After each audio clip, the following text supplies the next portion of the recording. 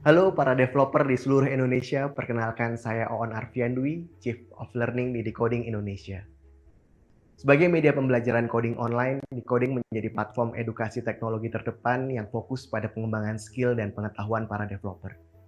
Decoding menyediakan berbagai kelas online, program pelatihan dan sertifikasi pemrograman yang membantu para developer untuk meningkatkan kemampuan mereka. Saat ini Decoding telah memiliki ratusan ribu siswa yang mengikuti pelatihan dan pembelajaran di platform kami. Kualitas pembelajaran yang terjamin dengan kurikulum berstandar internasional kami kembangkan bersama Prinsipal Teknologi Owner dan juga kampus teknologi terkemuka. Seluruh materi pembelajaran telah disusun dan diperbarui secara berkala oleh para ahli di bidang teknologi. Dengan begitu, siswa bisa memperoleh pembelajaran yang terkini dan tentunya relevan dengan kebutuhan industri. Di Decoding, siswa bisa memilih mulai dari belajar sendiri dengan jadwal sesuai ketersediaan waktu, hingga mengikuti program intensif yang sudah disiapkan jadwal belajarnya untuk hasil yang lebih maksimal.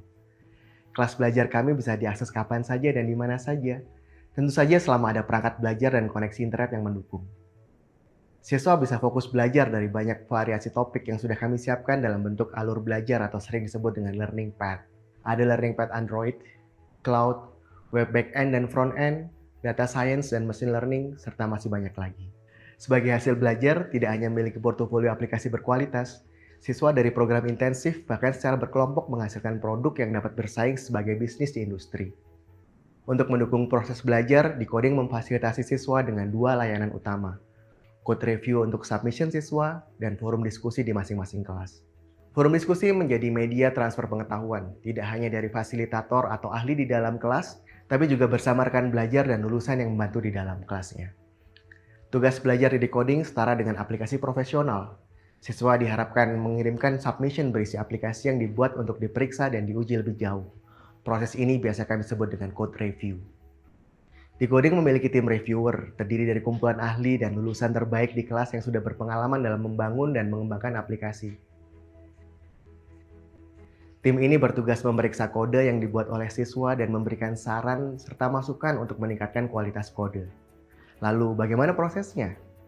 Proses review dimulai ketika siswa mengumpulkan tugas atau proyek yang sudah selesai dibuat. Reviewer akan memeriksa kode tersebut secara teliti dan memberikan feedback yang detail mengenai apa yang harus diperbaiki atau diubah berdasarkan best practice dari industri. Selain memberikan saran, reviewer juga melakukan bedah kode atau code review. Bedah kode ini menjadi proses mengidentifikasi dan memperbaiki masalah dalam kode siswa untuk meningkatkan kualitas kode. Dalam proses code review, reviewer akan meninjau aspek-aspek seperti struktur kode, keamanan, performa, dan kualitas kode. Mereka juga memberikan saran untuk meningkatkan readability atau kemudahan pembacaan kode. Dengan melakukan bedah kode atau code review, siswa dapat belajar dari kesalahan mereka dan memperbaiki kode sehingga menjadi lebih baik dan efisien. Selain itu, siswa juga bisa belajar dari masukan dan saran yang diberikan oleh reviewer untuk meningkatkan keterampilan mereka dalam mengembangkan aplikasi. Menarik bukan? Terlebih jika kamu membuktikan kemampuan codingmu dengan maksimal, Decoding akan memberikan sertifikat resmi yang diakui oleh industri.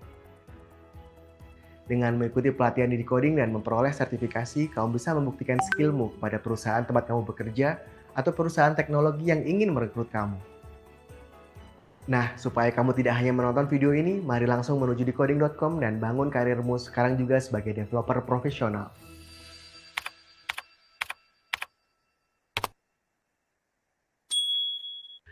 Halo para developer di seluruh Indonesia, perkenalkan saya Oon Arfian Dwi, Chief of Learning di Decoding Indonesia. Sebagai media pembelajaran coding online, Decoding menjadi platform edukasi teknologi terdepan yang fokus pada pengembangan skill dan pengetahuan para developer. Decoding menyediakan berbagai kelas online, program pelatihan dan sertifikasi pemrograman yang membantu para developer untuk meningkatkan kemampuan mereka. Saat ini Decoding telah memiliki ratusan ribu siswa yang mengikuti pelatihan dan pembelajaran di platform kami. Kualitas pembelajaran yang terjamin dengan kurikulum berstandar internasional kami kembangkan bersama Prinsipal Teknologi Owner dan juga kampus teknologi terkemuka. Seluruh materi pembelajaran telah disusun dan diperbarui secara berkala oleh para ahli di bidang teknologi. Dengan begitu, siswa bisa memperoleh pembelajaran yang terkini dan tentunya relevan dengan kebutuhan industri. Di Decoding, siswa bisa memilih mulai dari belajar sendiri dengan jadwal sesuai ketersediaan waktu, hingga mengikuti program intensif yang sudah disiapkan jadwal belajarnya untuk hasil yang lebih maksimal. Kelas belajar kami bisa diakses kapan saja dan di mana saja, tentu saja selama ada perangkat belajar dan koneksi internet yang mendukung. Siswa bisa fokus belajar dari banyak variasi topik yang sudah kami siapkan dalam bentuk alur belajar atau sering disebut dengan learning path. Ada learning path Android, cloud, web backend dan frontend, data science dan machine learning, serta masih banyak lagi. Sebagai hasil belajar, tidak hanya memiliki portofolio aplikasi berkualitas, siswa dari program intensif bahkan secara berkelompok menghasilkan produk yang dapat bersaing sebagai bisnis di industri. Untuk mendukung proses belajar, Decoding memfasilitasi siswa dengan dua layanan utama, code review untuk submission siswa, dan forum diskusi di masing-masing kelas. Forum diskusi menjadi media transfer pengetahuan, tidak hanya dari fasilitator atau ahli di dalam kelas, tapi juga bersama rekan belajar dan lulusan yang membantu di dalam kelasnya. Tugas belajar di Decoding setara dengan aplikasi profesional. Siswa diharapkan mengirimkan submission berisi aplikasi yang dibuat untuk diperiksa dan diuji lebih jauh. Proses ini biasa kami sebut dengan code review. Decoding memiliki tim reviewer, terdiri dari kumpulan ahli dan lulusan terbaik di kelas yang sudah berpengalaman dalam membangun dan mengembangkan aplikasi. Tim ini bertugas memeriksa kode yang dibuat oleh siswa dan memberikan saran serta masukan untuk meningkatkan kualitas kode. Lalu, bagaimana prosesnya? Proses review dimulai ketika siswa mengumpulkan tugas atau proyek yang sudah selesai dibuat. Reviewer akan memeriksa kode tersebut secara teliti dan memberikan feedback yang detail mengenai apa yang harus diperbaiki atau diubah berdasarkan best practice dari industri. Selain memberikan saran, reviewer juga melakukan bedah kode atau code review. Bedah kode ini menjadi proses mengidentifikasi dan memperbaiki masalah dalam kode siswa untuk meningkatkan kualitas kode. Dalam proses code review, reviewer akan meninjau aspek-aspek seperti struktur kode, keamanan, performa, dan kualitas kode. Mereka juga memberikan saran untuk meningkatkan readability atau kemudahan pembacaan kode. Dengan melakukan bedah kode atau code review, siswa dapat belajar dari kesalahan mereka dan memperbaiki kode sehingga menjadi lebih baik dan efisien. Selain itu, siswa juga bisa belajar dari masukan dan saran yang diberikan oleh reviewer untuk meningkatkan keterampilan mereka dalam mengembangkan aplikasi. Menarik bukan? Terlebih jika kamu membuktikan kemampuan codingmu dengan maksimal, Decoding akan memberikan sertifikat resmi yang diakui oleh industri. Dengan mengikuti pelatihan di Decoding dan memperoleh sertifikasi, kamu bisa membuktikan skillmu kepada perusahaan tempat kamu bekerja atau perusahaan teknologi yang ingin merekrut kamu. Nah, supaya kamu tidak hanya menonton video ini, mari langsung menuju decoding.com dan bangun karirmu sekarang juga sebagai developer profesional.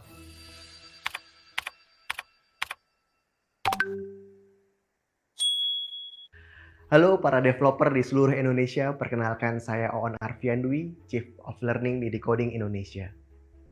Sebagai media pembelajaran coding online, Decoding menjadi platform edukasi teknologi terdepan yang fokus pada pengembangan skill dan pengetahuan para developer.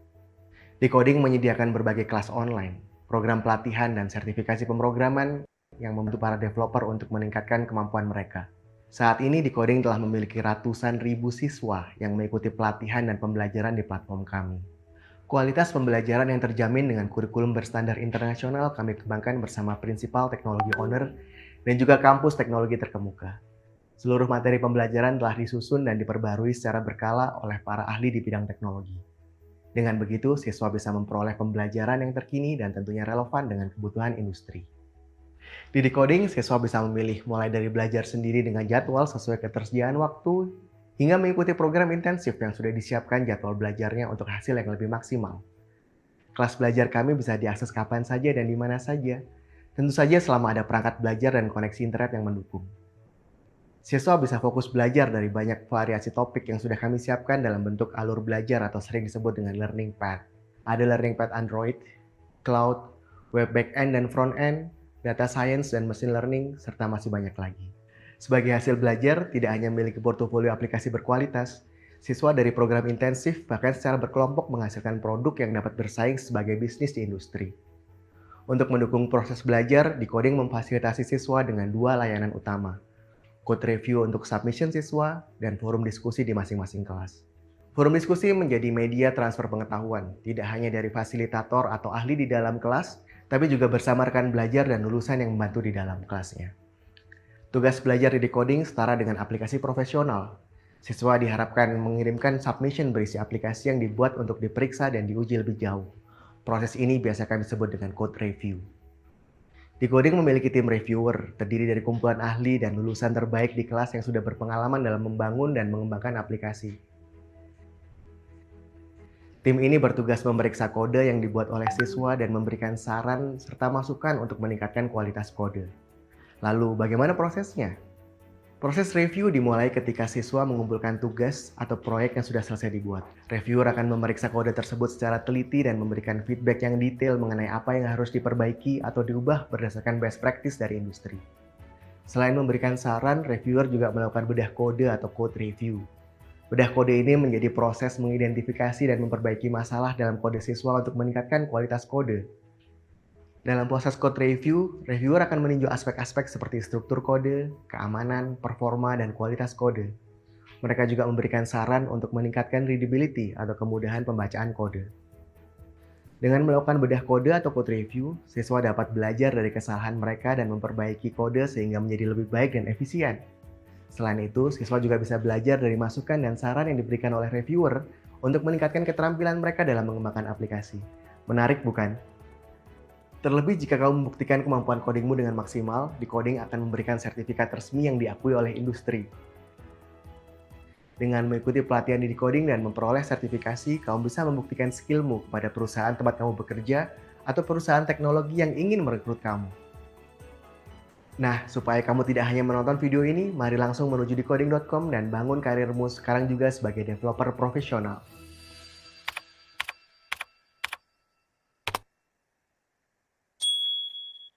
Halo para developer di seluruh Indonesia, perkenalkan saya Oon Arfian Dwi, Chief of Learning di Decoding Indonesia.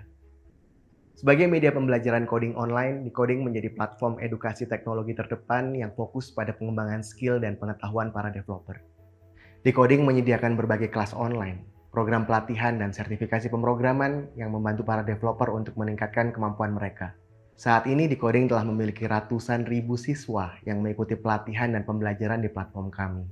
Kualitas pembelajaran yang terjamin dengan kurikulum berstandar internasional kami kembangkan bersama Principal Technology Owner dan juga kampus teknologi terkemuka.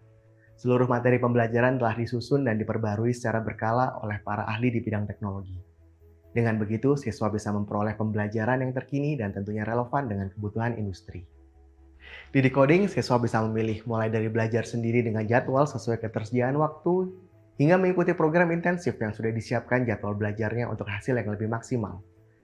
Kelas belajar kami bisa diakses kapan saja dan di mana saja, tentu saja selama ada perangkat belajar dan koneksi internet yang mendukung. Siswa bisa fokus belajar dari banyak variasi topik yang atau sering disebut dengan learning path. Ada learning path Android, cloud, web backend dan frontend, data science dan machine learning, serta masih banyak lagi. Sebagai hasil belajar, tidak hanya memiliki portofolio aplikasi berkualitas, siswa dari program intensif bahkan secara berkelompok menghasilkan produk yang dapat bersaing sebagai bisnis di industri. Untuk mendukung proses belajar, Decoding memfasilitasi siswa dengan dua layanan utama, code review untuk submission siswa, dan forum diskusi di masing-masing kelas. Forum diskusi menjadi media transfer pengetahuan, tidak hanya dari fasilitator atau ahli di dalam kelas, tapi juga bersama rekan belajar dan lulusan yang membantu di dalam kelasnya. Tugas belajar di Decoding setara dengan aplikasi profesional. Siswa diharapkan mengirimkan submission berisi aplikasi yang dibuat untuk diperiksa dan diuji lebih jauh. Proses ini biasa kami sebut dengan code review. Decoding memiliki tim reviewer, terdiri dari kumpulan ahli dan lulusan terbaik di kelas yang sudah berpengalaman dalam membangun dan mengembangkan aplikasi. Tim ini bertugas memeriksa kode yang dibuat oleh siswa.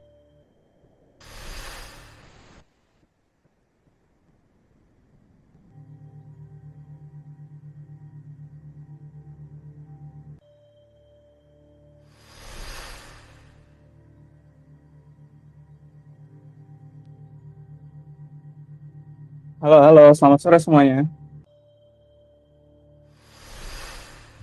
Sore, Halo, sore. halo. Sore, Oke. sore. Ya, selamat sore teman-teman semua. Ya, selamat datang di TED Talk Anugerah 2025. Jadi, apa kabarnya sore ini? Semoga tetap semangat ya. Jadi, senang sekali aku Rizal akan memandu sesi seru kita sore hari ini dengan tema utama How AI Helps Developers in Application Testing. Nah, acara hari ini dapat terselenggara berkat dukungan luar biasa dari para mitra kami. Nah, kami ingin mengucapkan terima kasih kepada sponsorship kami Decoding, kemudian media partner Notif UTM, UKM FTITC, FTITC, Mojokerto Dev, Nganjuk Dev, Bangkalan Dev, Surabaya Dev, Lamongan Dev, dan Madura Dev yang telah mendukung publikasi acara ini. Nah, dari sponsor tadi kan ada ini ya teman-teman, ada Decoding. Nah, Decoding itu apa sih? Nah, Decoding Indonesia merupakan platform edukasi teknologi terdepan di Indonesia yang menyediakan 10 learning path. Nah, banyak kan, ada Android, front end website, machine learning engineer, data scientist, dan lain-lain. Nah, mencetak talenta digital berkualitas di Indonesia menjadi fokus utama Decoding saat ini. Sebagai modal dalam mencetak bintang talenta digital di Indonesia, seluruh materi kelas di Decoding dirancang khusus dengan standar industri global dan berbahasa Indonesia. Selain itu, Decoding juga menyediakan berbagai program eksklusif untuk kalian semua, seperti Decoding Bootcamp, Decoding Bangun Negeri, Decoding for School, dan masih banyak lagi. Nah, ingin menjadi talenta digital yang siap kerja, nah sekarang kunjungi decoding.com sekarang juga. Nah, sekian teman-teman. Kemudian, nah pada sore kali ini kita sudah kedatangan narasumber kita yang sangat kompeten. Beliau adalah lead dari Mojokerto Dev. Ya. Mari kita sapa dulu Mas Faisal Nafi Rabbani. Halo Mas Faisal. Halo. Halo, oke. Nah, halo Mas Faisal. Jadi hari ini Mas Faisal akan membawakan materi yang spesifik tentang Cloud Testing 2.0, Scaling Quality Assurance with AI. Nah, jadi teman-teman, pastikan kali ini kalian menyimak dengan seksama karena ilmu ini sangat aplikatif di dunia kerja nanti ya. Nah, jadi tanpa berlama-lama lagi, langsung saja kita mulai ya. Mas Faisal, sudah bisa dimulai? Mas Nafi? Bisa. Oke, kepada Mas Faisal Nafi Rabbani, waktu dan layar kami persilahkan. Mari, Mas.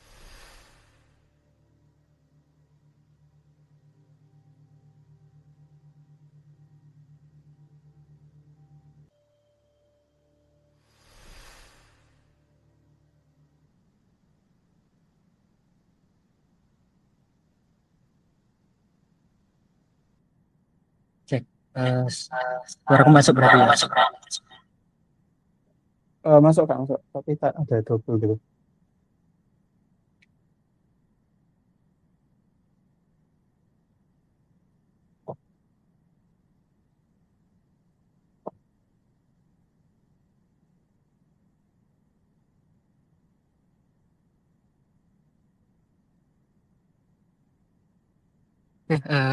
Oke, lanjut kita mulai.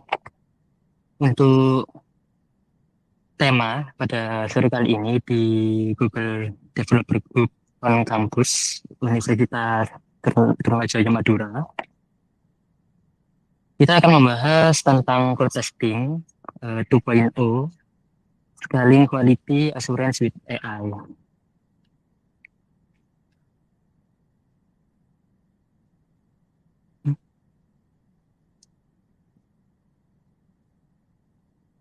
Ini ancamku kelihatan kan ya?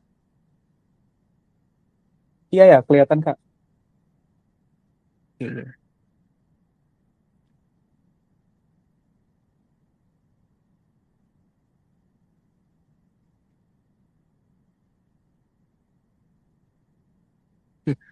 Sebelumnya perkenalkan dulu, nama saya Faisal Nafi Rabbani, biasanya dikenal sebagai Faisal. Oke, ini sekilas portofolio saya. Saya salah satu founder di Menggotech di Mojokerto, salah satu teknologi company gitu ya, mikro teknologi company di Mojokerto. Terus saya juga seorang engineer di Vikigram Academy dan juga sebagai DevOps engineer di dua SMA negeri, di SMA Negeri 3 Kota Mojokerto dan di SMAN 1 Ngedek Kota Mojokerto. Selain itu kegiatan saya adalah sebagai ketua di Mojokerto Dev Community. tahun ini ya, dan sebagai publisher di Gramedia kayak gitu.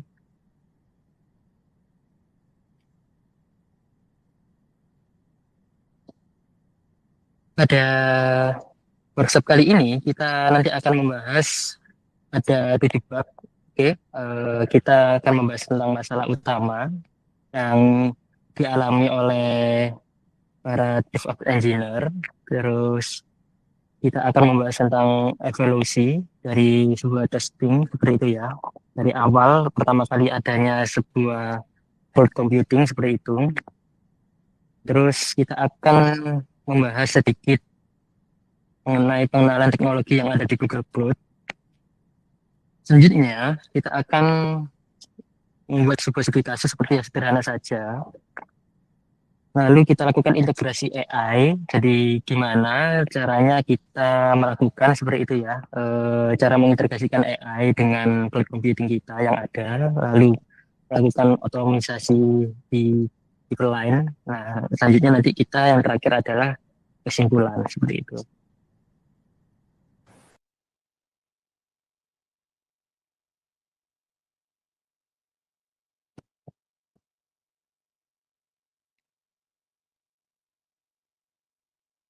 Nah, sebelum memulai, hari ini kita tidak akan sekedar hanya belajar coding aja ya. Nanti codingnya kita bisa menggunakan prompting di AI kayak itu. Kita akan belajar bagaimana cara tidur yang nyenyak di akhir pekan seperti itu ya, di weekend. Kenapa saya bisa bilang seperti itu? Nah, siapa sih yang di sini pernah merasa seperti codingnya itu sudah oke, kita cek kembali, ternyata kita cek kembali, oke lah codingnya udah baik seperti ya, udah dicek per line dan per kolom pertanyaannya typo atau tidak dan lain-lain itu udah sebenarnya udah bagus seperti itu, ya Pak, sudah sangat sempurna. Ketika kita deploy, misalnya nih kita deploy di hari Jumatnya, lebih tepatnya di Jumat sore seperti itu. Lalu di Sabtunya itu, di Sabtu paginya, kita ditelepon oleh atasan kita seperti itu ya, karena ada aplikasi yang crash. Sebenarnya itu mimpi buruk nggak sih buat kita semua? Karena maunya itu kita di weekend itu ingin beristirahat seperti itu. Makanya kenapa kita dipulangnya di hari Jumatnya. Masalahnya itu bukan karena kita nggak jago coding sebenarnya. Masalahnya itu karena kecepatan coding kita itu seperti naik Ferrari seperti itu. Tapi kecepatan testing kita itu masih jalan kaki. Jadi di mana ketika kita sudah ngodingnya itu udah pak, maksudnya udah dengan jam terbang yang tinggi, dites udah benar, tapi ketika kita testing kita kurang, kita masih tidak memiliki skill untuk testing seperti itu ya. Nah, hari ini kita ubah gimana sih caranya, kita mengubah testing kita yang terkesan manual seperti itu, terus dengan menggunakan AI kita menjadi testingnya lebih cepat.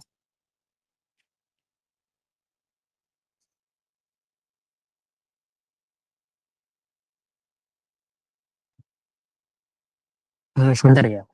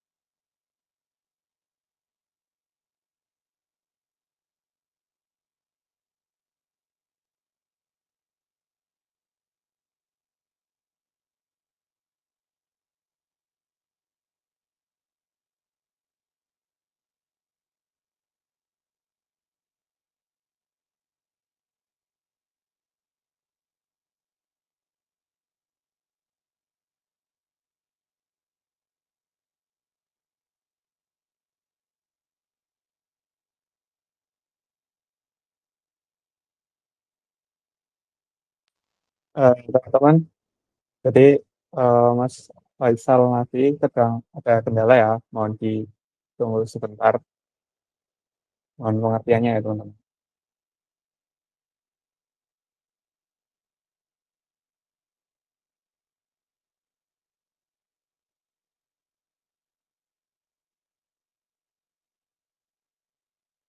Oke, lanjut ya. Nah,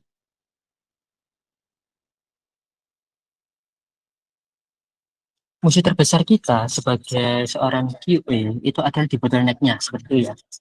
Developer sekarang tuh punya sebuah copilot coding, jadi kita bisa, yaitu tadi AI tadi ya, kita bisa menjadikan dia sebagai partner QA atau quality assurance. Mereka itu masih sebenarnya itu masih tester manual kayak gitu ya. Jadi kita masih memberikan sebuah prompt dan lain-lain kalau misalnya pakai menggunakan AI yang umum digunakan oleh para developer kayak itu.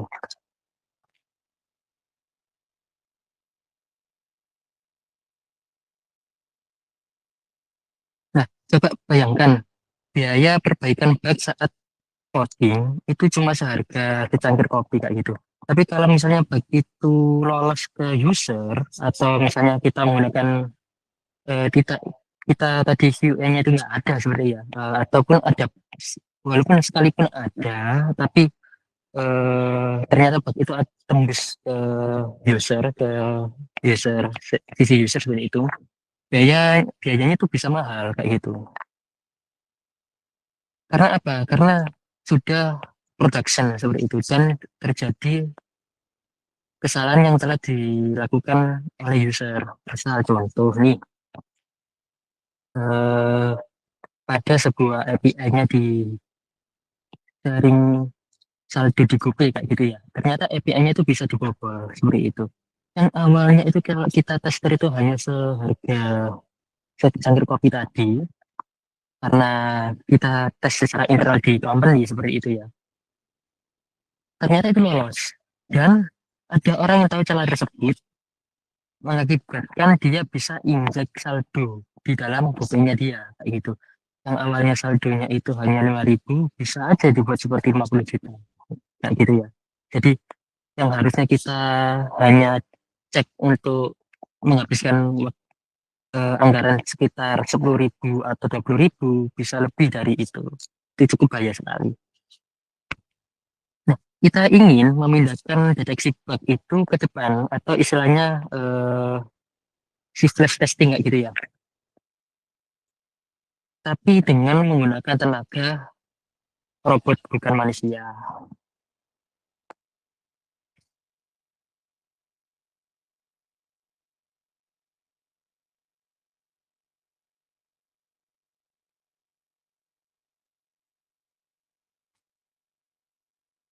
Oke, untuk evolusi kita bagi empat, berarti empat era.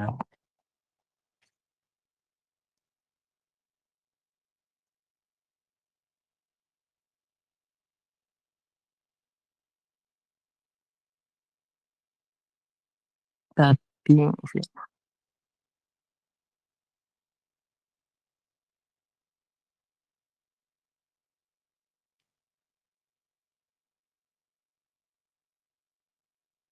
nah, evolusi yang pertama yang di sini ya itu adalah era debugging. Jadi peratahan sebelum kalau nggak salah 1970-an, pada masa-masa awal komputasi awal itu ya, komputasi awal pertama kali ada, pengujian itu lebih fokus pada debugging atau menemukan dan memperbaiki kerusakan yang ada, yang biasa kita kenal sebagai bug seperti itu dalam sebuah kode program. Tujuannya adalah untuk membuat program berjalan dengan sesuai apa yang kita inginkan seperti itu. Dan pengujian seringkali dilakukan secara ad hoc oleh sebuah programmer yang sama yang sama oleh penulis web. Jadi kita sebagai programmer itu juga kita melakukan sebuah debugging seperti itu. Nah, di era yang kedua, era demonstrasi atau pada tahun 1970-an tadi ya sampai 1980, fokusnya ini bergeser dari yang sekedar debugging ke mendemonstrasikan bahwa perangkat lunak berfungsi sesuai spesifikasi awal yang telah dibuat oleh programmer. Metodologi menjadi lebih formal dan peran penguji mulai muncul sebagai disiplin yang terpisah seperti itu. Jadi mulai muncul pekerjaan sebagai tester atau bug hunter itu mulai tahun 1970-an sampai 1980-an, di mana seorang programmer itu sudah tidak melakukan testing lagi pada sebuah program-programnya seperti itu. Tujuannya adalah untuk memastikan kepatuhan terhadap persyaratan secara fungsional. Lanjut di tahun 1980 sampai era 2000-an, 2000 awal, ini adalah era otomatisasi, di mana di era ini tujuan pengujian berkembang menjadi mencari dan menemukan sebanyak mungkin kecacatan secara agresif dalam sebuah produk sebelum dirilis. Jadi sebelum aplikasi itu dirilis, kita ada namanya proses staging. Jadi ada proses development pertama. Jadi para programmer itu membuat dan mendeploy sebuah aplikasi. Lalu proses itu dari mode development beralih ke mode staging, di mana seorang tester akan melakukan testing terhadap program yang telah dibuat oleh programmer sebelum akhirnya dilakukan production atau masa rilis yang akan digunakan secara massal oleh user seperti itu.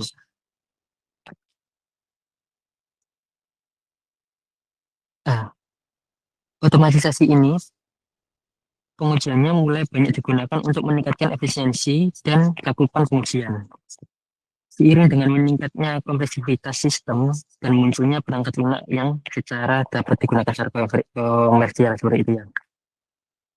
Lanjut ke era pencegahan, yaitu era 2000-an hingga sekarang. Era modern ini berfungsi pada pencegahan kecacatan sisa dini dalam siklus pengembangan perangkat lunak. Jadi bahkan di era keempat ini untuk testing pun sudah tidak masuk di mode staging, tapi dalam mode development pun QA itu bisa melakukan testing sebuah program perangkat lunak yang dikembangkan oleh developer seperti itu. QA menjadi bagian integral dari seluruh proses pengembangan dengan penekanan pada kolaborasi tim, pengujian berkualitas, berkelanjutan dalam metodologi ahli dan DevOps seperti itu, serta pemanfaatan kecerdasan buatan AI dalam pengujian. Jadi sekarang trennya mulai bergeser dari arah yang testing manual, yang awalnya developer di mode development memberikan programnya sebelum masuk ke mode production, kita berikan ke staging ya, mode staging yang dites oleh QA sekarang berubah. Developer QA dibantu oleh AI mengembangkan sebuah aplikasi di masa development seperti itu. Lalu di masa stagingnya dia hanya testing aja. Lalu setelah dirasa cukup aman, baru nanti akan dialihkan ke production. Oke. Kita masuk ke pengenalan teknologi Google Platform gitu ya, GCP, Google Cloud Platform. Di sini sebenarnya banyak sekali aplikasi yang diberikan oleh GCP seperti itu ya. Mulai dari kita kalau sebagai storage ini, ada cold storage, Bulk SQL, dan lain-lainnya. Terus ini ada Compute Engine, kalau kita mau bikin sebuah virtual machine di Compute Engine, atau kalau misalnya naik ke next level yang lebih atasnya lagi bisa pakai Kubernetes seperti itu. Terus untuk analisis kita bisa pakai BigQuery. Machine learning-nya juga banyak, ada TensorFlow dan lain-lain. Terus untuk servingnya ada App Engine seperti itu. Nah, kalau misal kita buka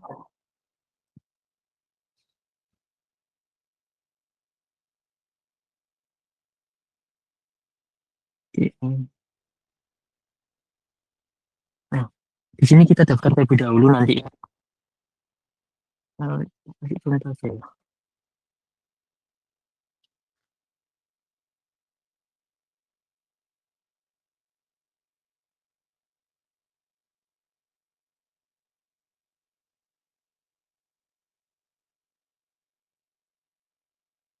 Beli yang atas sendiri. Nanti ini berhubung aku udah buat ya akunnya, coba pakai akun yang lain.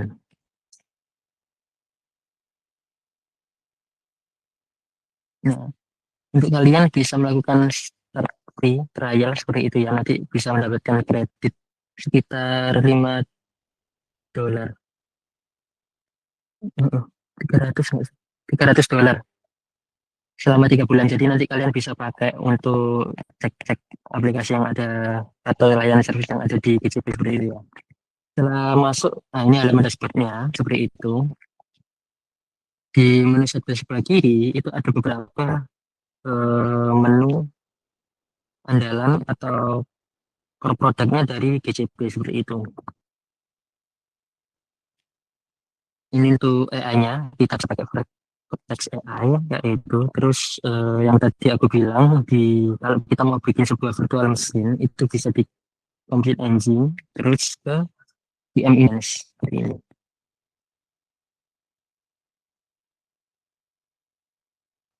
Kita langsung klik create instance kayak gitu.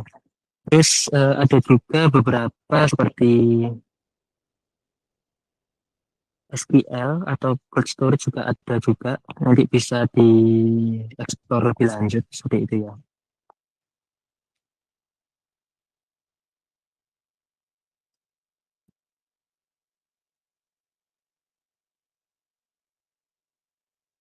Nah, di storage and database ini juga kita terbagi beberapa paket. Misalnya kalau kita menggunakan objek itu bisa menggunakan produk cold storage seperti itu.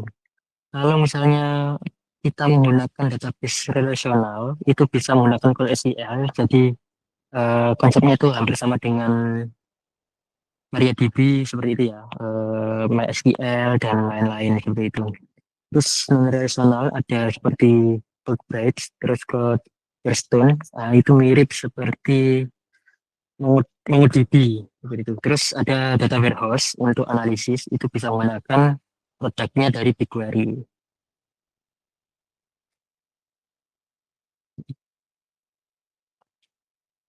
Mungkin sebelum kita lanjut ke studi kasus, ada yang mungkin ditanyakan dulu, kita sharing-sharing dulu 10 menit.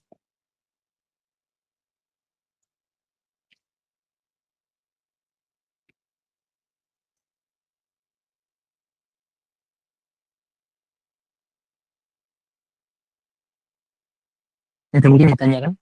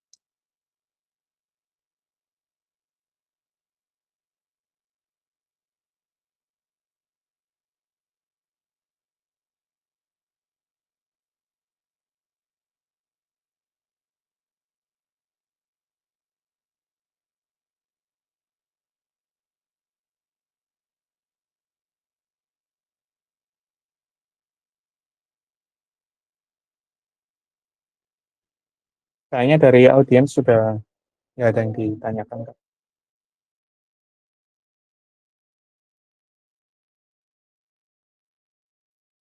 Mungkin ada yang mau ditanyakan terlebih dahulu tentang produknya GCP atau yang lain gitu.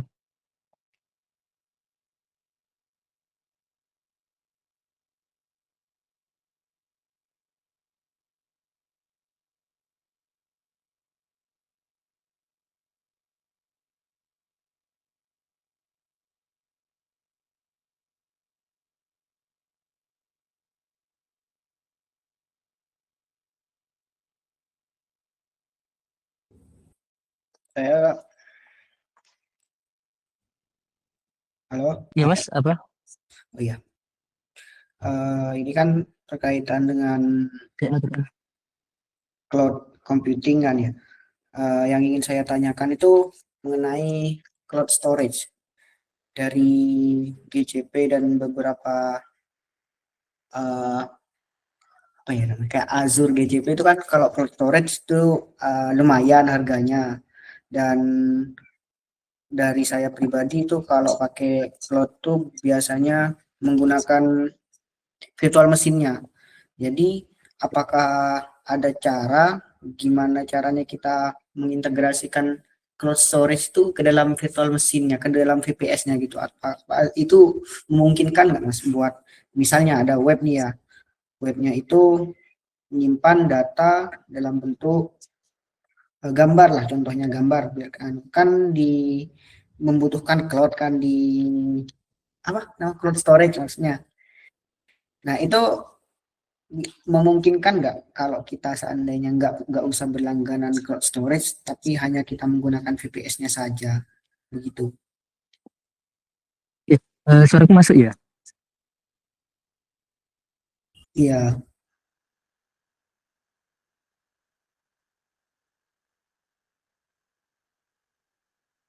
Oke, Kalau dari pertanyaan tadi, gimana sih memungkinkan nggak kira-kira kalau misalnya kita hanya berlangganan virtual mesinnya aja gitu ya, tanpa harus berlangganan cold storage-nya. Kalau selama pemakaian setahun terakhir, eh, dari aku bisa kayak gitu. Jadi di virtual mesinnya di sini ya sih. Bentar, bentar, bentar. Jadi di Compute Engines, terus kita masuk ke VM Intense ini. Nah, ketika kita setelah create ini, terus tadi kan kita bisa melakukan akses pertama kali menggunakan SSH. Seperti itu ya. Kita tinggal install aja LAMP-nya. Jadi tadi kalau misalnya kita nge-create sebuah virtual machine kayak gitu, Linux-nya otomatis sudah terinstall kayak gitu. Tinggal Apache, MySQL sama PHP adminnya. PHP-nya. Itu diinstal aja kayak gitu. Jadi setelah kita install integrasi LAMP di sana, itu artinya kita sudah bisa menggunakan penyimpanan yang ada di virtual machine-nya seperti itu. Ya, bisa secara manual atau kita bisa menggunakan panel seperti itu.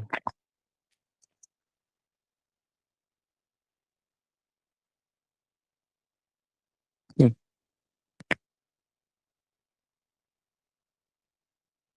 Konsepnya kan sebenarnya hampir sama ya, baik menggunakan AWS atau menggunakan GCP seperti itu. Nah, kebetulan yang setup saya yang lagi aktif, kalau kemarin GCP-nya memang lagi shutdown ya, ada maintenance kalau punya aku. Yang sekarang yang lagi aktif itu di AWS-nya.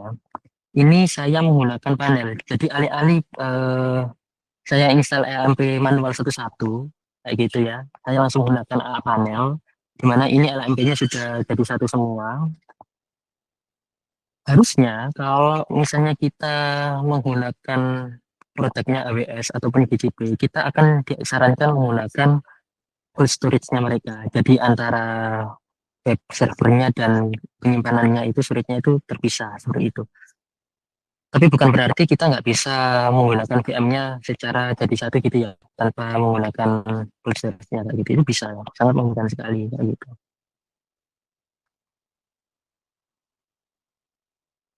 Jadi sebenarnya fungsi tujuan awalnya mereka itu karena memang scale up-nya itu memang lebih luas kayak gitu ya. Jadi bagaimana caranya kita itu menggunakan servis yang ideal itu yang terpisah memang lebih baiknya. Tapi kalau memang dirasa untuk budgetingnya kurang memungkinkan, kita bisa menggunakan satu panel seperti ini saat ini. Seperti itu. Menjawab atau ada pertanyaan yang lain? Ini beberapa website saya yang ada di panel AWS ini juga jadi satu. Saya nggak pakai bagian yang disediakan oleh AWS seperti itu.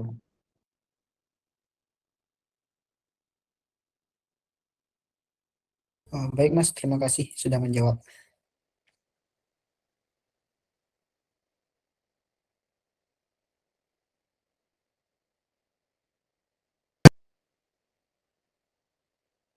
Ya, sudah menjawab. Sudah terjawab.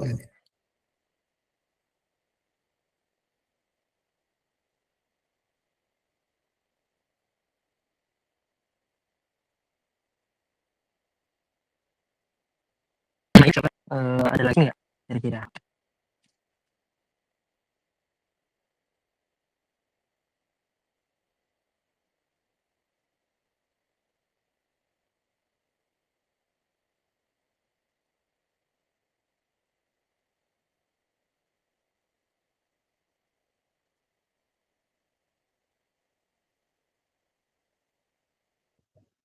Eh, Teman-teman kalau misal ada yang dibingungin atau mau bertanya, silakan raise hand ya, atau drop pertanyaan di kolom komentar juga boleh.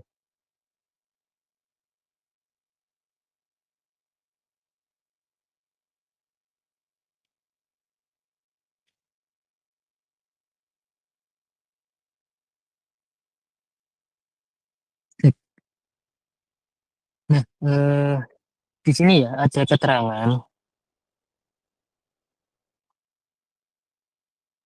Saya ini kan pilih yang seriesnya i2 seperti itu ya. Dapat dua virtual CPU, dua pers virtual CPU, lalu dapat 1 GB RAM seperti itu. Penyimpanannya itu udah include 10 GB kayak gitu. Ini sepertinya bisa di extend.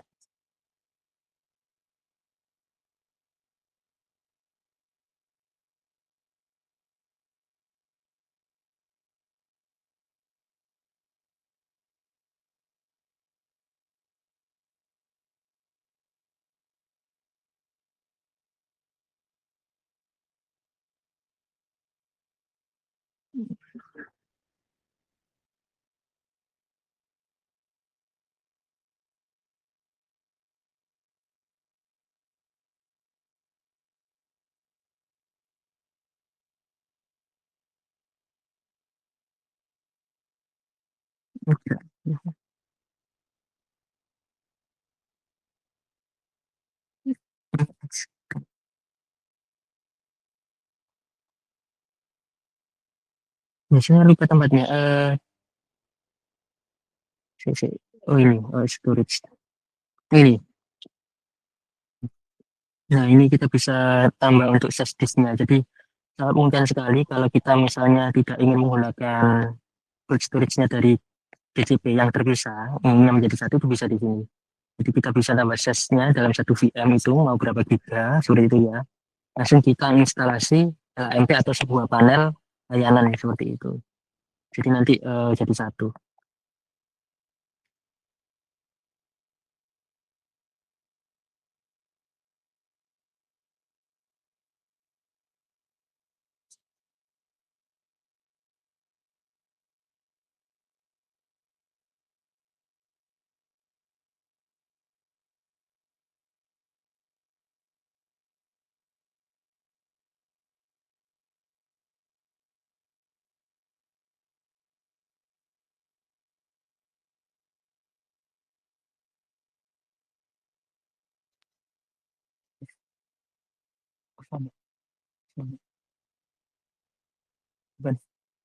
Ngitung kalkulator.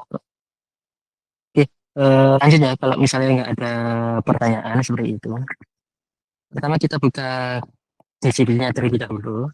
Lalu, nah untuk ngeluarin terminal itu bisa kita tekan sebelah sini ya, pojok kanan atas.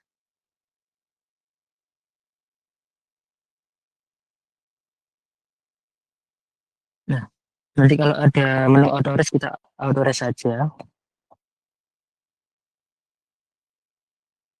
Ini nanti meminta akses untuk email kita seperti itu.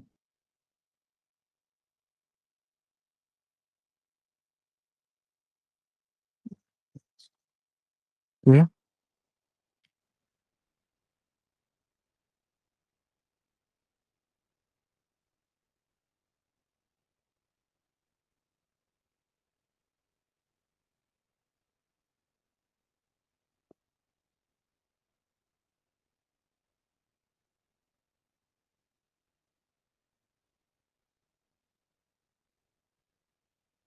Di sini teman-teman udah familiar kan dengan ini apa tampilannya Linux kayak gitu ya? Atau ada yang nggak familiar secara terminal kayak gini? Nggak apa-apa, coba ada yang nggak familiar nggak? Nanti aku jelasin untuk beberapa komennya seperti itu.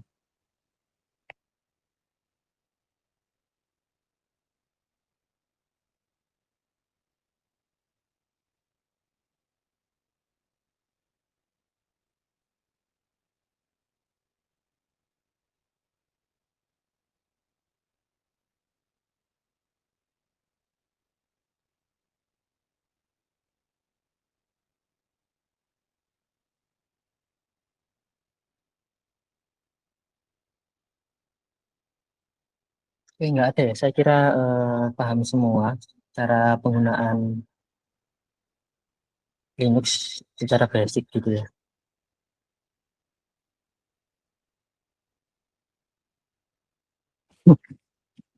Nah, di sini saya udah buat beberapa file kayak gitu ya. Tadi udah nyoba-nyoba. Pertama ada file app.python. Ini kita bikin basic-basic gitu aja ya. Jadi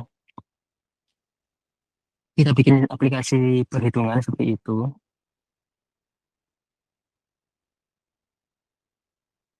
Ini nanti bebas kalian pakai AI buat staticasnya seperti itu bisa. Nah, setelah kita buat kodenya ini, kita buat untuk file test app-nya seperti itu. Ini. Ini diambil dari kalau kita menggunakan Vertex SPD kayak gitu. Nah, lokasinya di mana? Kembali lagi ke dashboard-nya, bentar ya.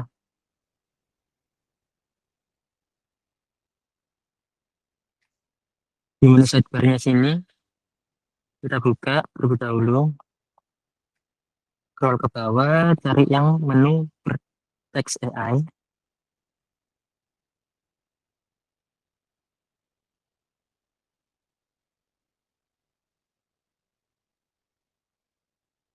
Nah, lalu kita pilih menu ke Vertex AI Studio.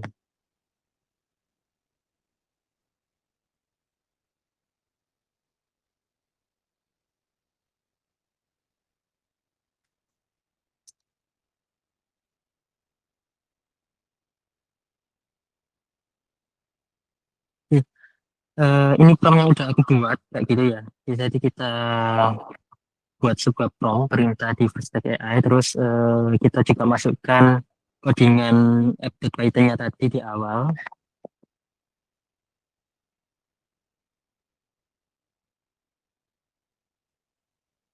Yang ini tadi kita masukkan juga di sini. Lalu kita enter saja.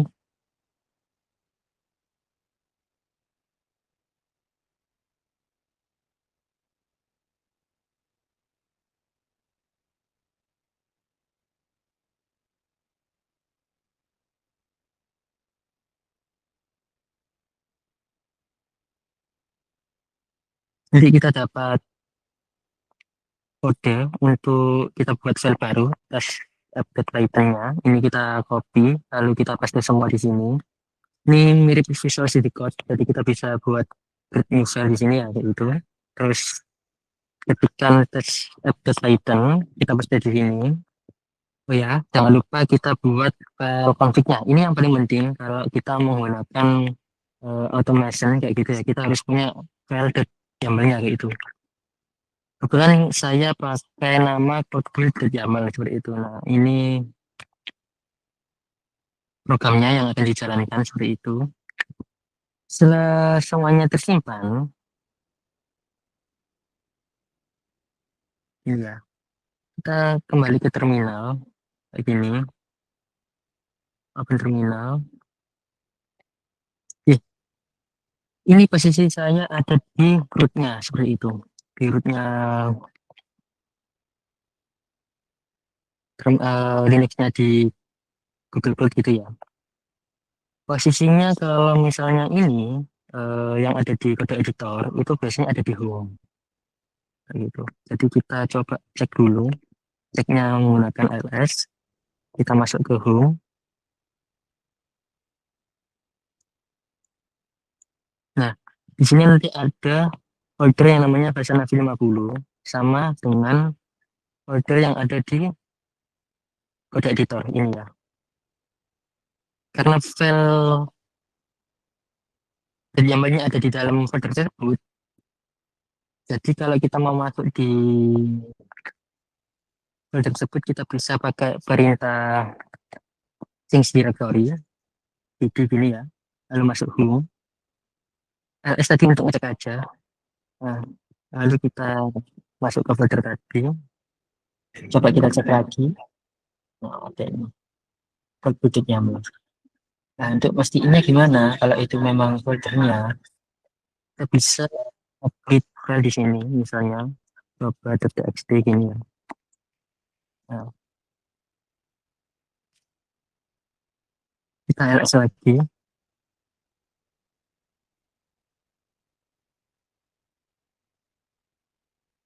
Oh, belum masuk. Bentar.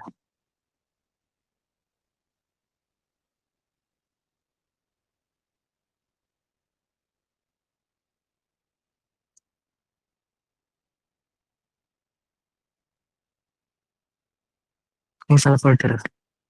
Maaf.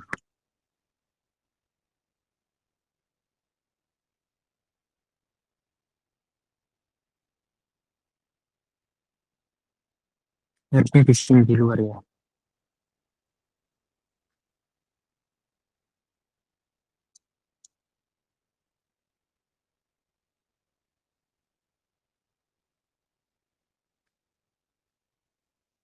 Nah, ini nanti akan keluar foldernya namanya coba deteksi. Berarti artinya sudah benar kita berada di folder ini.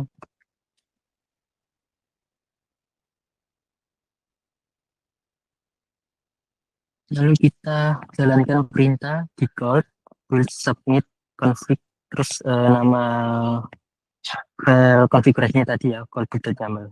Nah, selesai kita tekan enter.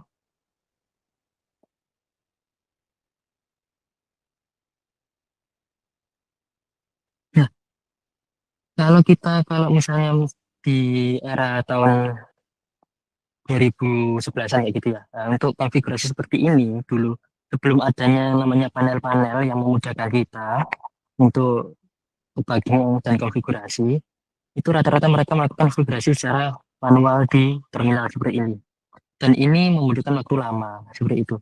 Agar kita tidak banyak waktu yang terbuang, itu kita bisa menggunakan AI seperti itu untuk testingnya. Nah, singkatnya setelah testing itu berhasil, kita nanti bisa masuk ke code build. Kita bisa ketikkan ini ya, kayak gini.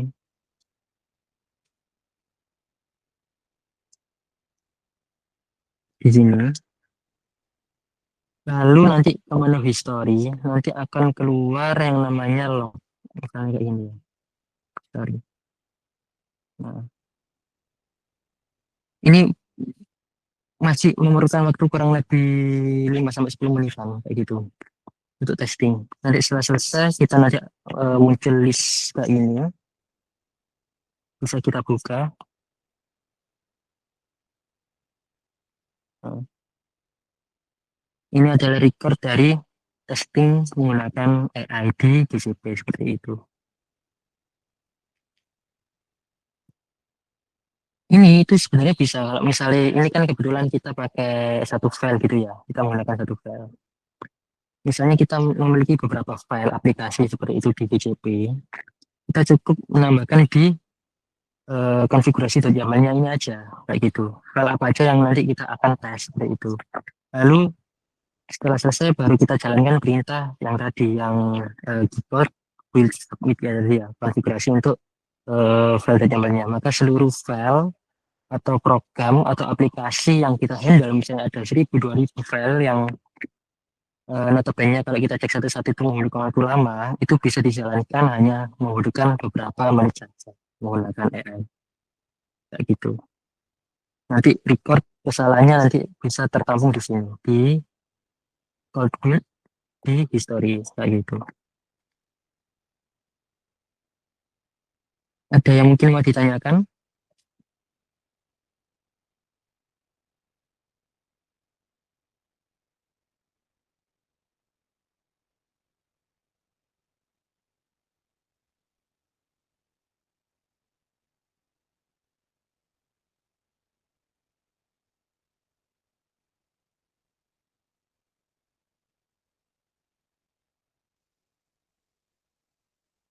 Mungkin 3 menit saya kasih waktu, kalau 3 menit sampai 5 menitan. Kalau memang tidak ada yang ditanyakan, saya kembalikan lagi ke moderator gitu ya.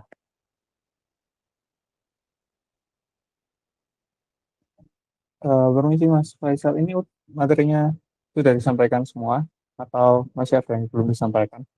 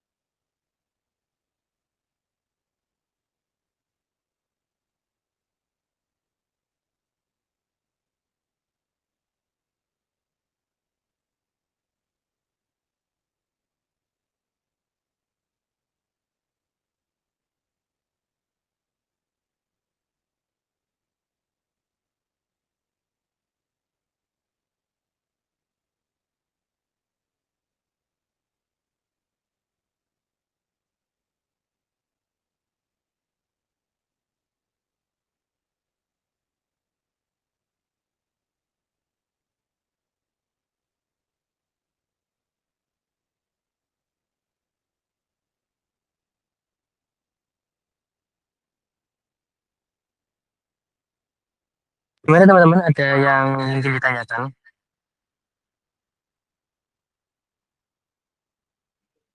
Permisi Kak, Faisal, ini udah disampaikan semua kah materinya atau masih ada materinya di selanjutnya? Kalau dari aku udah.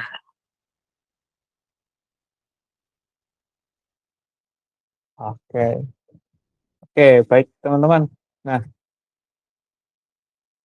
kan ini izin ya Mas Faisal. Jadi karena Kak Faisal udah nyampein materinya ya, jadi kayak gitu tadi sudah ada code-nya, terus kemudian di testing pakai AI, kemudian ada testingnya juga, proses testingnya juga dari materi ini. Ada nggak teman-teman yang teman-teman bingungin atau yang teman-teman tanyakan terkait yang udah disampaikan oleh Mas Faisal tadi atau seputar cloud? Silakan eh, raise hand atau bisa drop di kolom komentar teman-teman.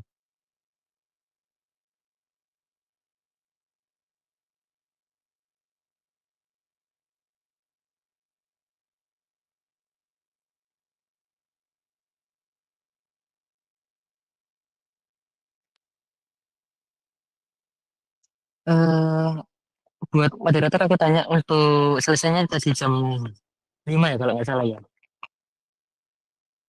Iya, karena tadi kan kalau rencananya 15 udah mulai, jadi jam 5 itu sudah selesai sampai mengerjakan kuisisnya. Tapi kalau karena tadi mulainya 15.45, jadi kayaknya ini penyampaian materinya harusnya sampai jam 5, tapi karena sudah selesai, mungkin jam 5 lebih 5 sudah selesai semua. Misalnya. Ini masih sesi pertanyaan terlebih dahulu, kemudian nanti ada sesi kuisis, mengisi kuisis, mengerjakan kuisis. Kemudian ada sesi foto bersama. Seperti itu, Mas Faisal. Oke, mungkin buat teman-teman yang lain ada yang mau ditanyakan dulu. Misalnya masih ada yang bingung apa itu GCP dan yang lebih sederhana lagi, misal apa sih virtual machine kayak gitu loh. Bisa ditanyakan nggak masalah. Baik, ini Mas Imam Syafi'i, silakan. Izin bertanya, Mas.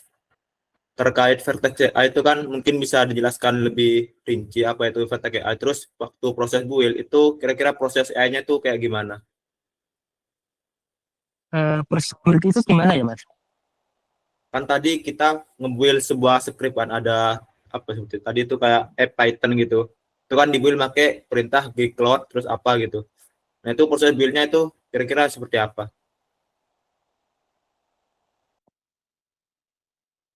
Itu yang belum saya pahami. Oke, jadi gini sebenarnya.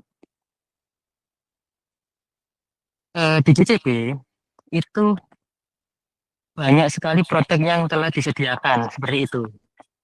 Mulai dari tadi ya seperti Cold Storage, Cloud Engines, Kubernetes Engines, Google Maps API dan lain sebagainya.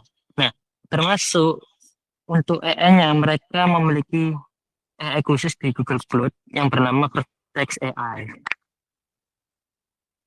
Sejak akhir tahun 2025 ini, untuk Vertex AI ini sebenarnya udah diintegrasikan sama dengan Gemini, Google Gemini AI gitu ya. Jadi nanti kalian mau pakai Vertex AI atau pakai Gemini itu juga sama aja sebenarnya. Nah, AI-nya ini tadi itu aku hanya meminta membuatkan file config YAML-nya dan file testernya gitu ya, test Python-nya kayak gitu. Nah, case yang kita ambil kan misalnya nih kita ada satu VM gitu ya, atau dua VM kayak gitu. Di dalamnya ada beberapa aplikasi microservice, misalnya API, payment gateway gitu. Terus eh, apalagi ya, market kayak gitu ya, dan banyak lagi kayak gitu.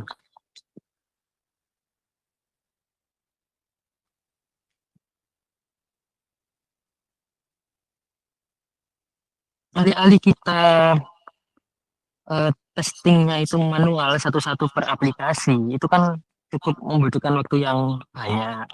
Nah, kita gunakan AI untuk membuat konfigurasi dan nyamannya tadi untuk melakukan testing seperti itu. Jadi kalian bisa menggunakan Vertex AI atau pakai Gemini, itu sama aja. Konsepnya itu sama-sama AI. Dan saya menggunakan AI ini itu hanya untuk membuat file konfigurasi dan nyamannya aja dan tes app-nya seperti itu.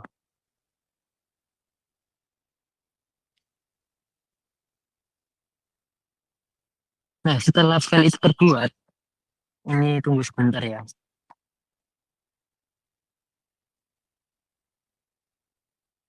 Ini nanti kita eh, masuk ke terminalnya di virtual mesinnya kita masing-masing kayak gitu. terus kita buat satu file yang tadi untuk test app-nya sama konfigurasi .yaml-nya kayak gitu. Ini kalau kita menggunakan satu aplikasi.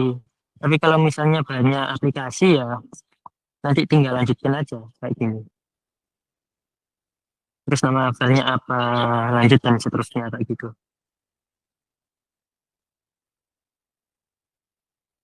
Nah, setelah selesai file konfigurasinya telah terbuat kayak gitu ya.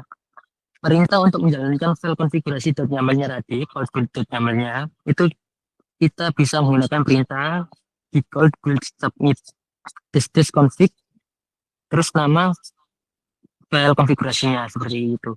Kalau misalnya teman-teman dirasa nggak hafal untuk perintahnya, itu sebenarnya kita bisa cari di internet atau di supported Google-nya itu ada. Gitu. Nah, fungsinya apa? Ini mereka yang melakukan debugging sebenarnya. Jadi alih-alih kita melakukan debugging manual, itu biarkan Google Code-nya sendiri yang melakukan debugging. Nanti hasil reportnya itu ada di produk yang namanya Code Build ini tadi. Di sini ya, di Code Build. Terus kita masuk ke menu history. Kayak gitu. Nah, tadi kan kita udah coba ya, yang di sini tadi ya, aku jalanin tadi ya. Yang ungu itu barusan aku buka tadi. Terus yang kita jalankan terakhir tadi saat praktek itu yang atas ini. Jam 4:31 ya. Kayak gitu. Nah, report-reportnya kalau ada masalah juga bisa dibaca di sini. Kayak gitu.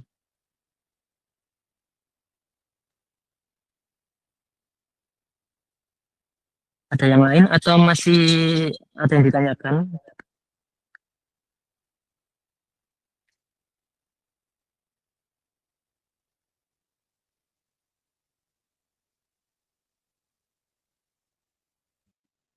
Mas Imam, apakah sudah clear? Sudah Mas, terima kasih.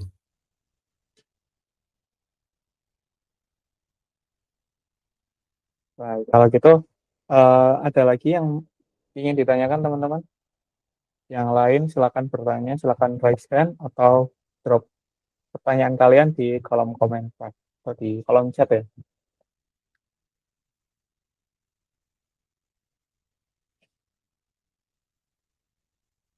Oh ya teman-teman, sekedar mengingatkan ya untuk eh, kalau join di Google Meet ini pastiin kalian pakai akun yang sama dengan waktu kalian daftar itu ya registrasi itunya ya registrasi TikTok. Kalian pakai akun apa, kalian join Google Meet-nya pakai akun yang sama ya biar memudahkan untuk presensinya.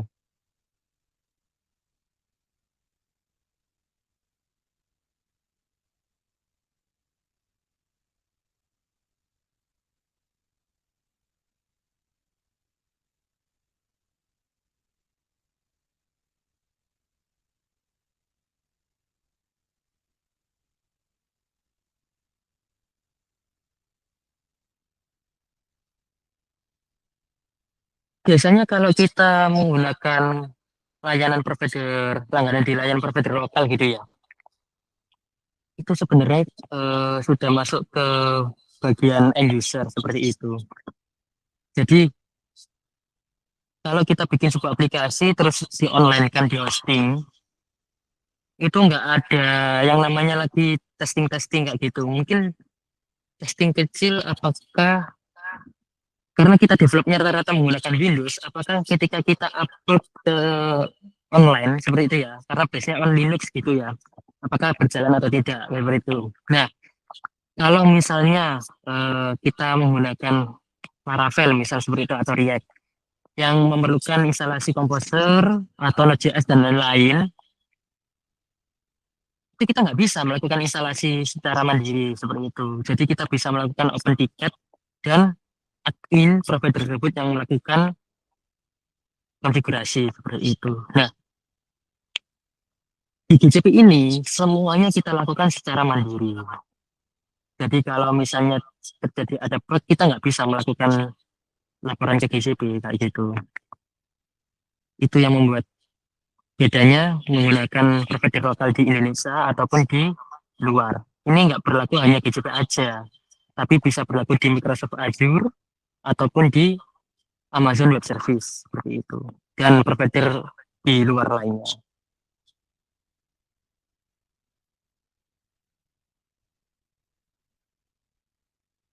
Mungkin ada lagi yang ditanyakan yang lain.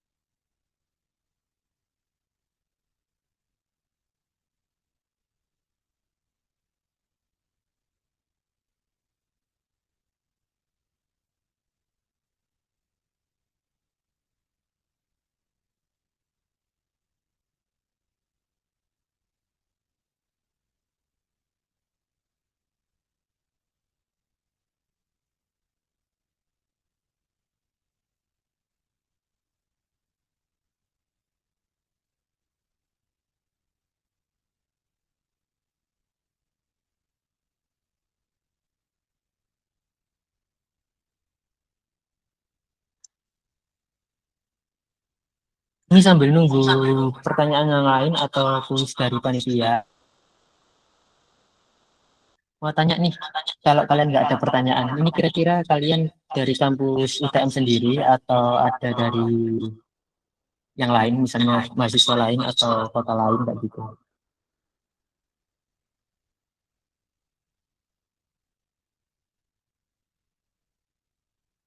Teman-teman silakan ramaikan juga di kolom komentar juga boleh. Kalau saya sendiri pribadi dari UTM sebagai core timnya.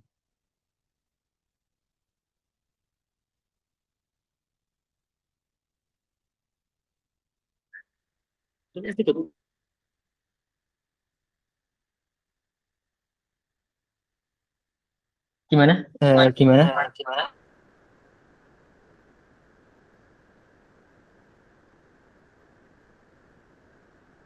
Kebanyakan di kolom Oh, chat iya. dari UTM semua. UTM semua rata-rata. Kalau dari kolom chat ya yang disampaikan. UTM Mungkin ada hadir. beberapa.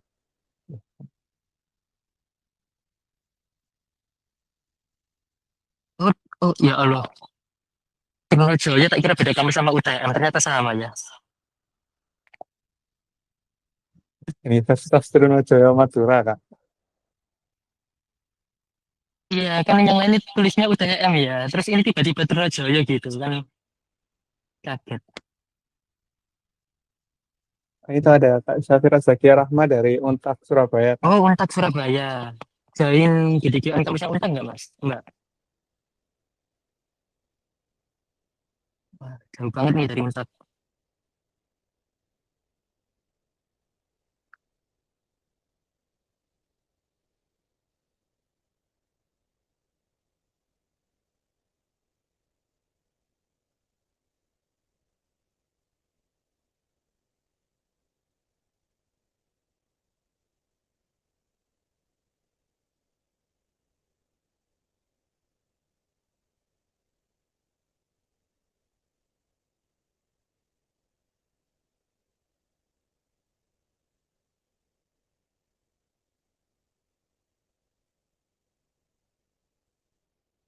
Iya,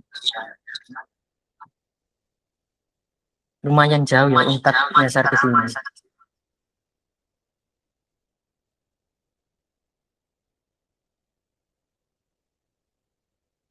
Next mungkin bisa lah kita sharing-sharing offline gitu ya, di mana kumpul di Surabaya atau di mana kayak gitu. Udah join grup GDC OSI-nya UTM semua kan? Atau yang daftar tahu dari Instagram mungkin belum join grup, bisa kontak panitia. Masih dibuka nggak sih panitia? Untuk kartu membernya timeless Kak kira, jadi selalu dibuka Oh, kapanpun. Ya,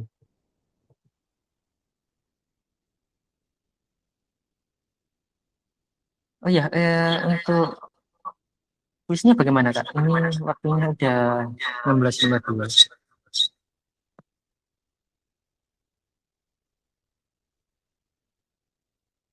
Baik, karena kayaknya dari peserta sendiri udah nggak ada pertanyaan ya.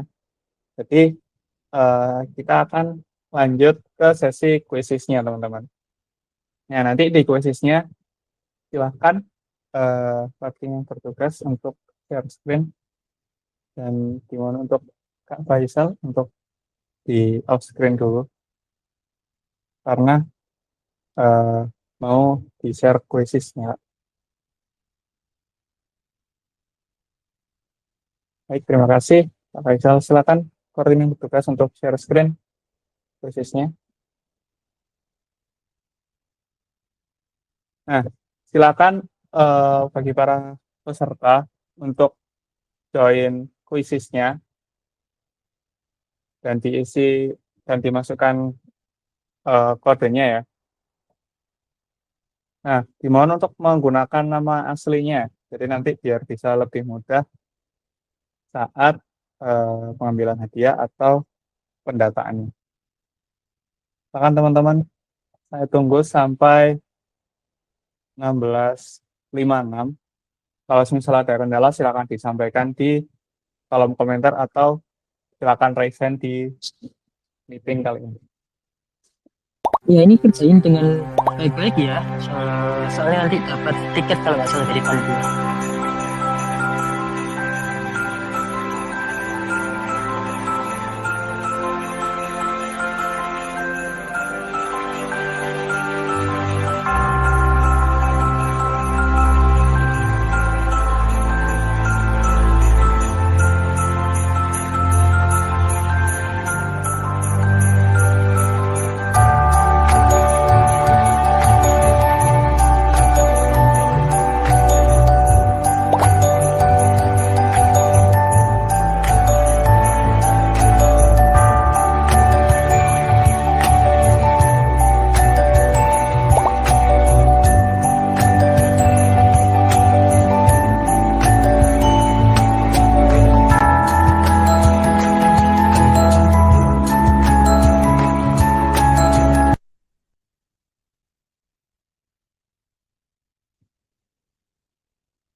Oke, teman-teman yang ada kendala, silakan join lewat link kolom chat ya.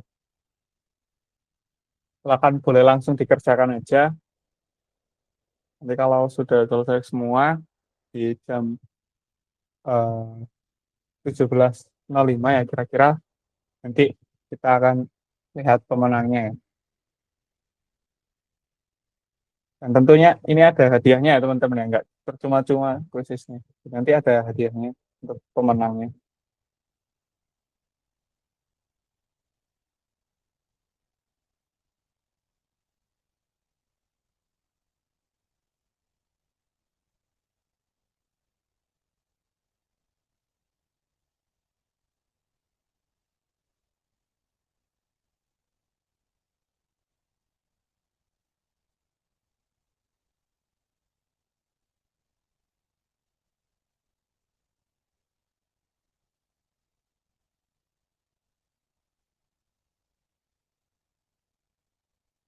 Teman-teman, bagi kalian kerjakan dengan jujur ya teman-teman ya. Jangan keluar tab karena kalau keluar tab kelihatan, ketahuan. Jadi akan ada pengurangan poinnya nanti. Jadi kalian harus kerjakan dengan jujur. Tidak boleh curang teman-teman.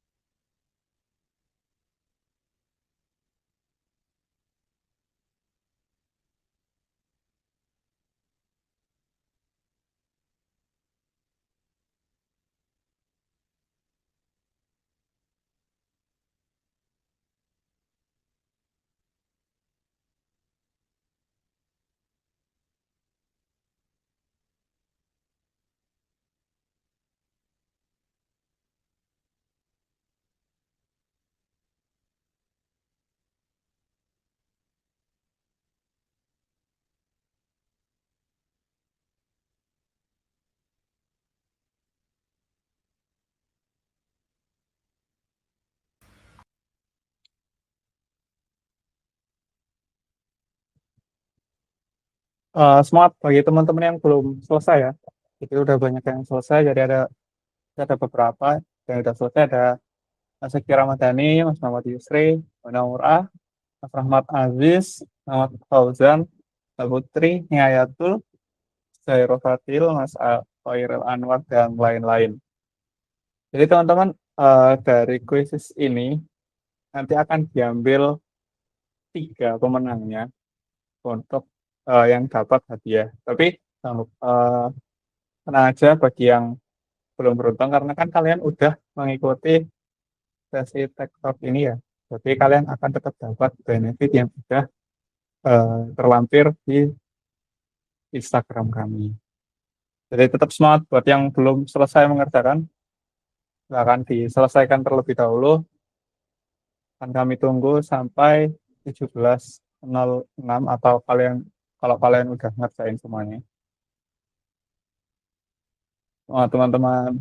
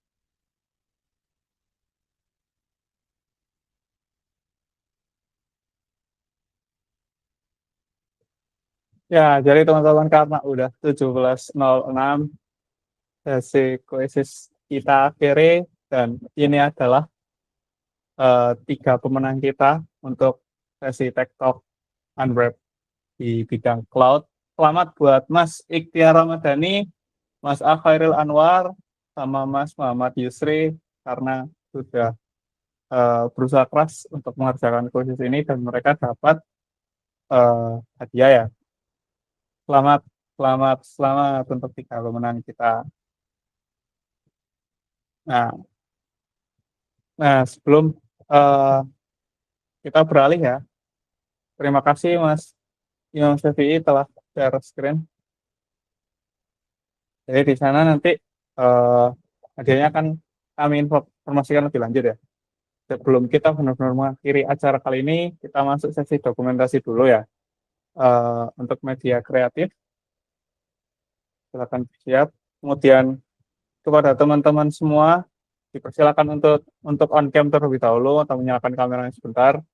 Kita tunjukkan semangat TikTok sore ini meskipun via Google Meet ya.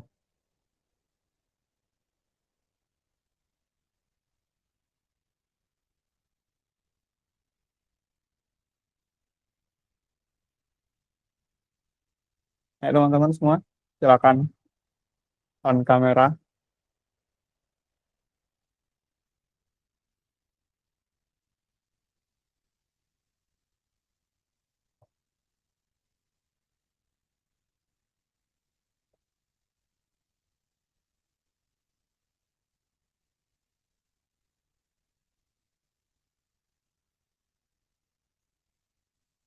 Mana nih wajah-wajah pemenang? Oke, apalagi pemenangnya ya? Silakan on cam karena kalian sudah membanggakan diri kalian sendiri.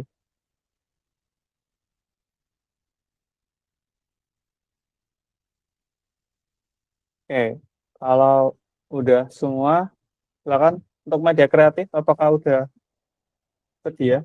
Sudah siap?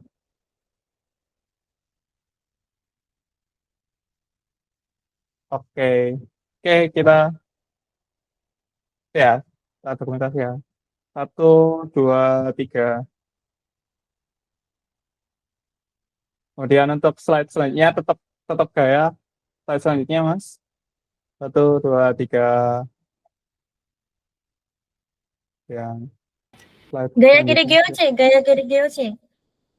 Oke, boleh, boleh. Kira-kira aja, teman-teman. Yang nggak bisa Ayo, tangan dua, panjang. nggak apa tangan satu.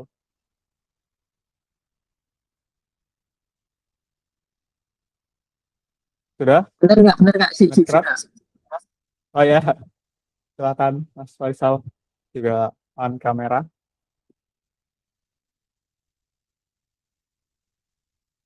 Oke,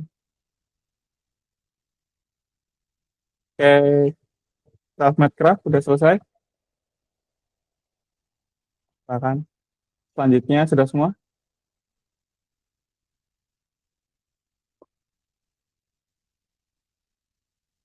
Oke, sudah terima kasih teman-teman karena sudah nyempetin ya. Oke, lagi memasuki acara penutup kali ini, kami mengucapkan terima kasih kepada Mas Faisal Nafi Rabbani atas materinya. Terima kasih banyak karena telah menyempatkan waktunya dan memberikan materi yang sangat berharga ya, Dok, ya. Ini sih Mas Faisal. Oke, terima kasih atas waktu dan materinya ya. Kemudian kami juga terima kasih kepada sponsor kami di Coding dan media partner kami Hematis UTM, UKM FTITC, Mojokerto Dev, Nganjuk Dev, Bangkalan Dev, Surabaya Dev, Lamongan Dev, dan Madura Dev yang telah menyukseskan acara Tech Talk Unwrap 2025. Nah, di era digital seperti sekarang nih teman-teman, jangan sampai kalian ketinggalan tren teknologi terbaru. Di Coding Indonesia menjawab hal tersebut dengan menyediakan kursus online yang selalu up to date dan sesuai kebutuhan industri. Dari keterampilan dasar hingga profesional, semua bisa kamu pelajari di Decoding. Tidak hanya itu, Decoding pun menyediakan berbagai program eksklusif untuk kamu, seperti Decoding Bootcamp, Decoding Bangun Negeri, Decoding for School, dan masih banyak lagi. Bergabung dengan ratusan ribu talenta digital lainnya yang telah memulai perjalanan karir mereka bersama Decoding, saatnya kalian mengembangkan diri dan jadi bagian dari masa depan teknologi. Ingin menjadi talenta digital yang siap kerja? Kunjungi decoding.com sekarang juga. Akhir kata dari aku, Rizal pamit undur diri. Jangan lupa terus eksplorasi teknologi AI. Sampai jumpa di event selanjutnya. Terima kasih teman-teman. Selamat sore. Silakan Jangan untuk lupa untuk mengisi linknya teman-teman. ya teman-teman, jangan lupa mengisi link di kolom chat ya. Terima kasih karena sudah hadir. Selamat menunaikan ibadah puasa. Terima kasih.